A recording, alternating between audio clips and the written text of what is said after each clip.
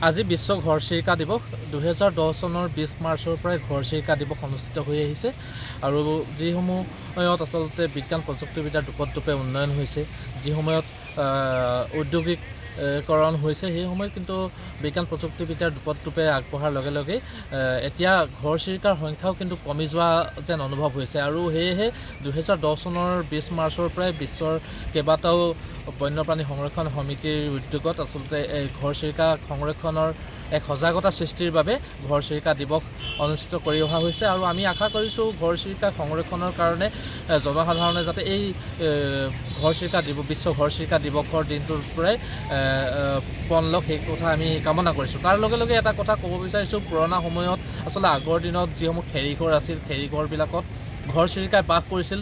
বিশেষকৈ ভঁৰালত যিসমূহ খেৰী চাল আছিল, সেই চালত আচলতে ঘৰচিৰিকাই বাস কৰিছিল। এতিয়া খেৰীঘৰবোৰ নোহোৱা হ'ল, তাৰ বিপৰীতে এতিয়া কংক্ৰিটৰ ঘৰবিলাক হৈছে, অট্টালিকা হৈছে, সেয়েহে ঘৰচিৰিকাৰ বাসস্থানসমূহ হেৰাই গৈছে।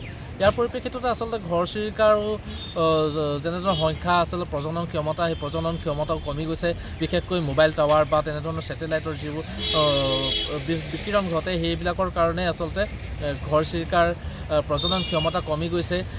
সেয়েহে সংখ্যাও কমা যেন পৰিলক্ষিত হৈছে। বিশ্বৰ বিভিন্ন সংস্থাই আচলতে যিসমূহ সমীক্ষা চলাইছিল, সেই সমীক্ষাত কোৱা গৈছে যে এতিয়া প্ৰায় 50% কমি গৈছে ঘৰচিৰিকাৰ সংখ্যা। সেয়েহে আমি আশা কৰিছোঁ বা আহ্বান জনাইছোঁ সকলোকে ঘৰচিৰিকা সংৰক্ষণৰ প্ৰতি। কেৱল ঘৰচিৰিকাই নহয়, পৃথিৱীৰ যিসমূহ চৰাই চিৰিকটি আছে, সেইসমূহ সংৰক্ষণৰ কাৰণে সকলোৱে পণ লোৱা উচিত। আৰু আমি এই মুহূৰ্তত আজি যিহেতু ঘৰচিৰিকা দিৱসৰ দিনটোতে আজি সকলোৰে প্ৰতি আহ্বান জনাইছোঁ, ঘৰচিৰিকাক সংৰক্ষণ কৰক।